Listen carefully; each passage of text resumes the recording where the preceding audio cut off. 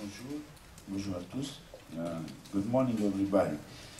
Yes, I totally disagree with what David said.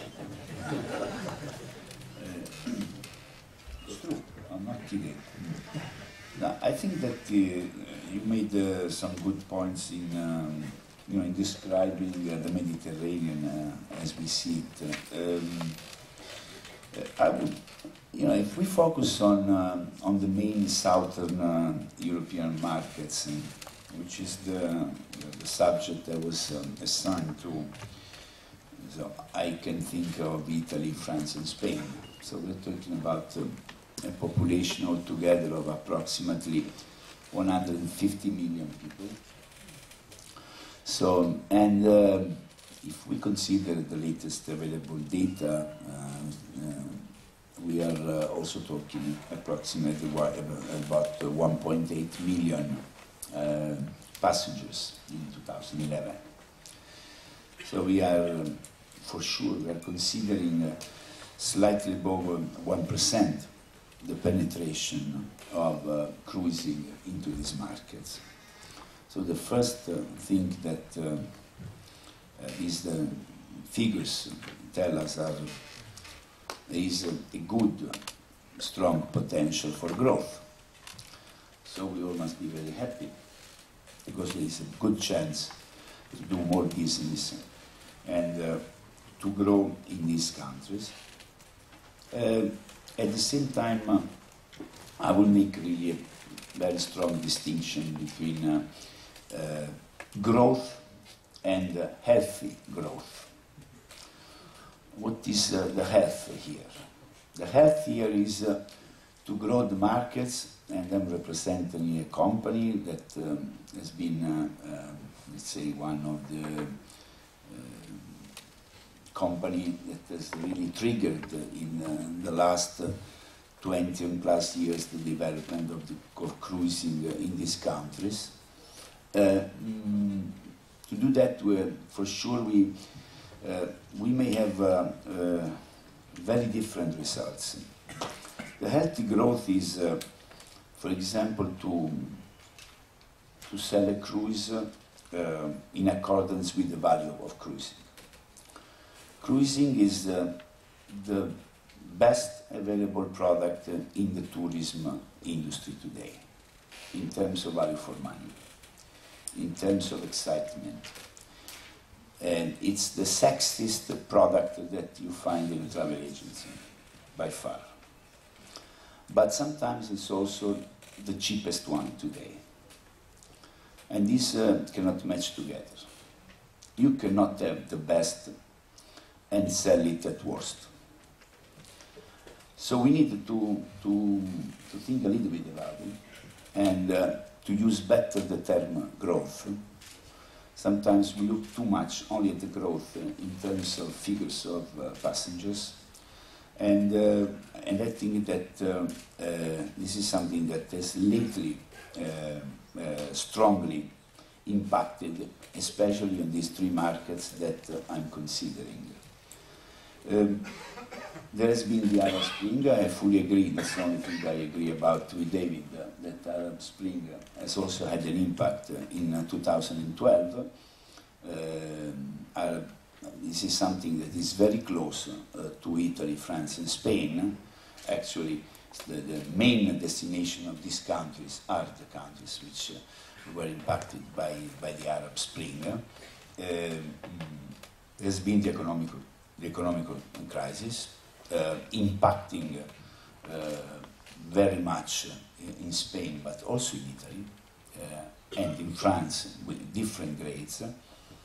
And then there has been, for sure, something that I know very well because I take a lot of charge of that, of the Concordia effect that has undoubtedly contributed in addition to the problems of 2012.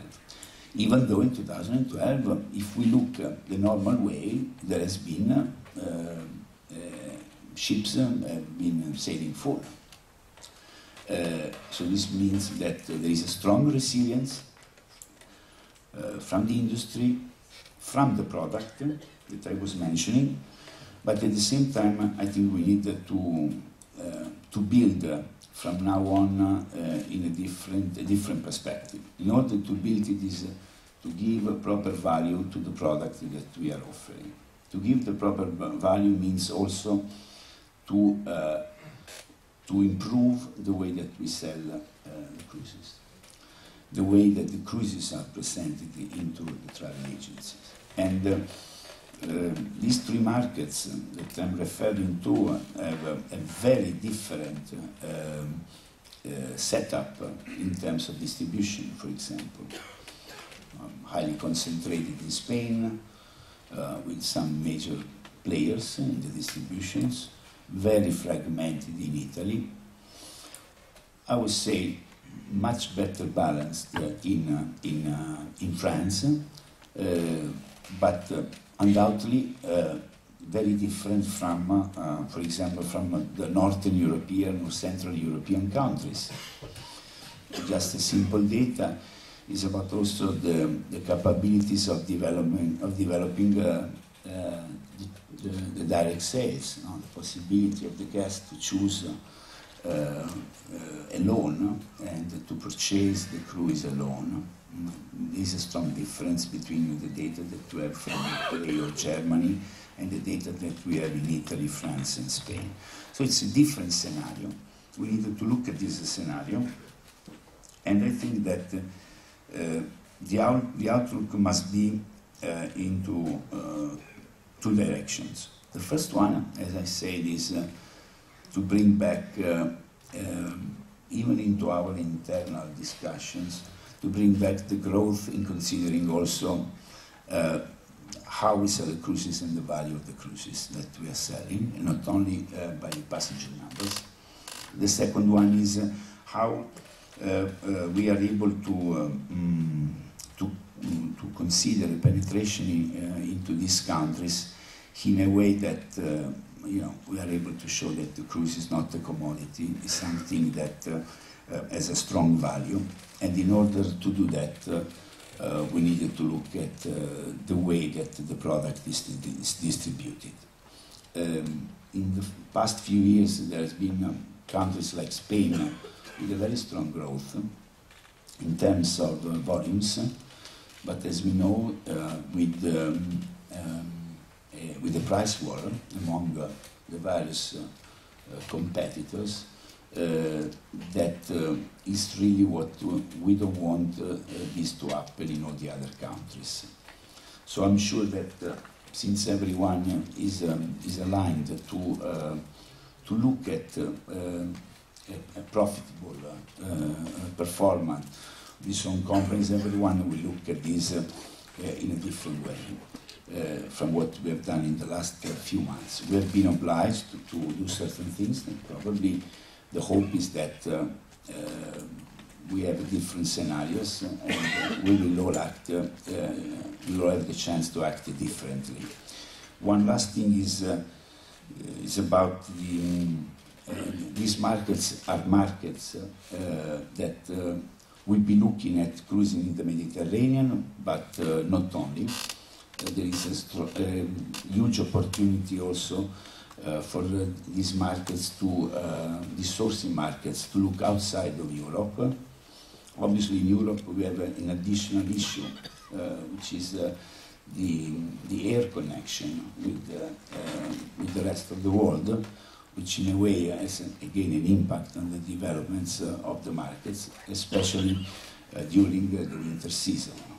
Even though our winter program, I think Domenico will talk about that, our winter programs in the Med keep increasing in terms of capacity offer, and I think this will help also to reduce the strong seasonalities that still we have in some of these countries. Thank you.